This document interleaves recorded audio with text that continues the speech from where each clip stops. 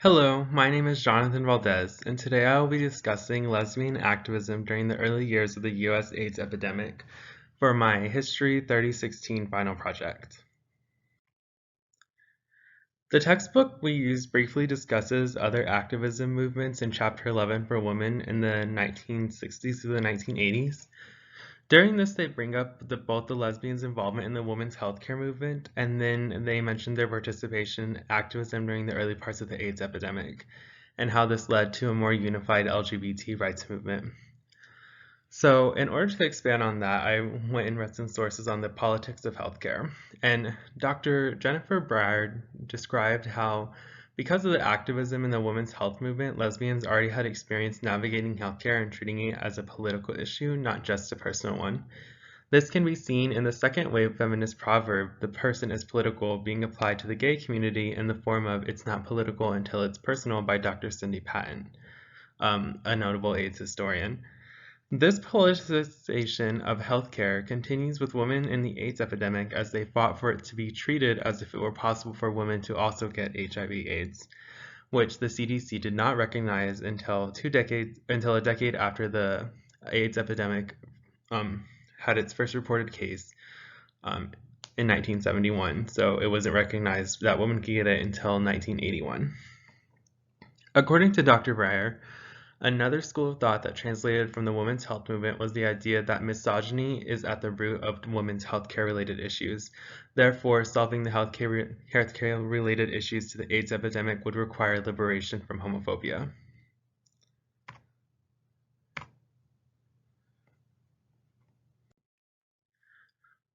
According to a CDC study done in 1989 by Dr. Susan Chu, a majority of the lesbians who contracted HIV/AIDS had done so via intravenous drug use, although it was possible through sexual activity.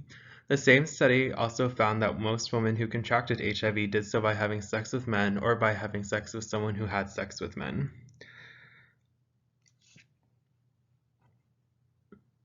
So this initial years of the epidemic, of course, female to female contact was labeled as having no identifiable risk, which ended up not being entirely true, though the risk was very small if you exclusively were a woman who had sexual relationships with women.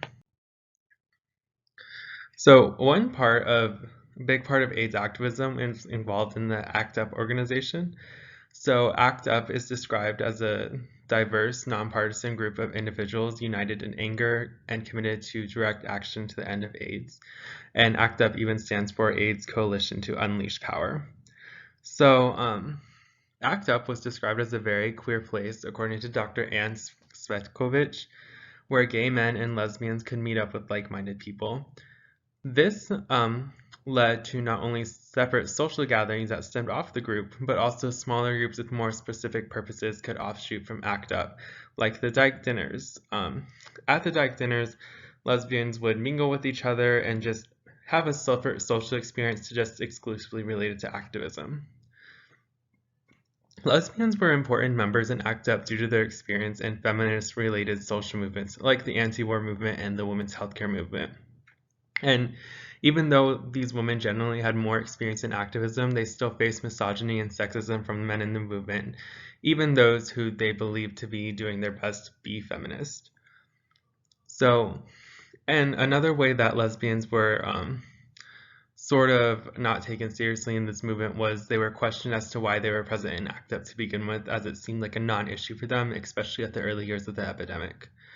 So they especially received this criticism from feminists, wondering why they were participating in this movement at all, because AIDS at the time was seen like a very gay man, like a problem for gay men.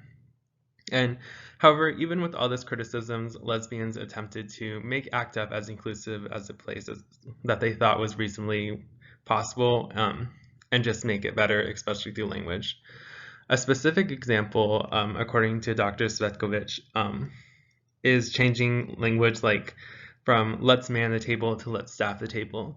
Just small ways to make things more inclusive and not necessarily go about changing things by telling people they're wrong, which people generally won't like, and just trying to change it by just changing the vibes.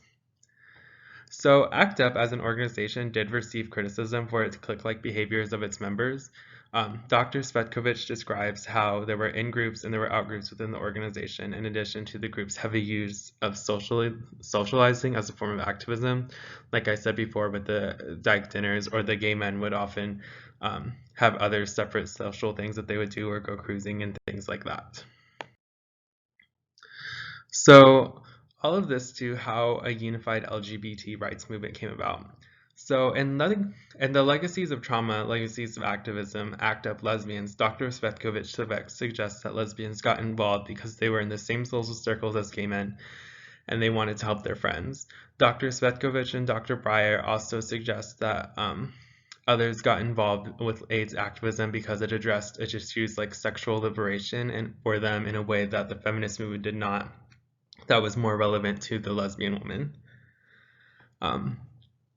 Now, one big primary source that indicates that AIDS was the start of a unified LGBT rights movement comes from the first publications of a newsletter from a healthcare-related organization, AIDS Atlanta. AIDS Atlanta is an organization that still provides healthcare-related services, especially as it pertains to HIV/AIDS to Georgians. And in this letter, there's a call to action for people to help those affected by the AIDS epidemic, and specifically thanks Atlanta's lesbian community for what they've done to help. This specific quote from this call to action, which you can see in the figure on the right, is we stand face to face with an issue which has the potential of historically uniting us in a way we have never been united. So what they were talking about when they were specifically thanking for the Atlanta lesbians for their help is lesbians did a lot throughout the country with organizing blood drives, which were necessary for the care of men with AIDS, in addition to just doing other mutual aid things like providing meals, helping drive people to appointments. In Atlanta specifically, there was lots of movements to help house unhoused gay men who had been just dropped off in front of Grady once they were found out that they had AIDS.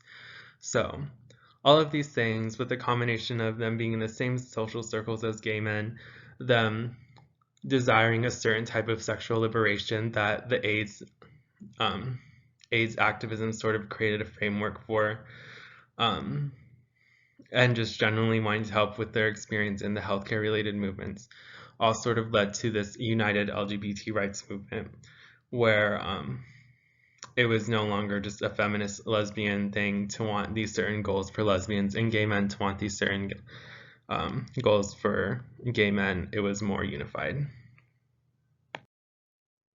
And these are the sources I used to make this presentation with the AIDS Atlanta newsletter from the AIDS Atlanta organization, the Locating the Lesbian and Feminist Response to AIDS from Dr. Jennifer Breyer, the Epidemiology of Reported Cases of AIDS and Lesbians by Dr. Susan Chu, and the Legacies of Trauma, Legacies of Activism, ACT UP's Lesbians from Dr. Ann Svetkovich.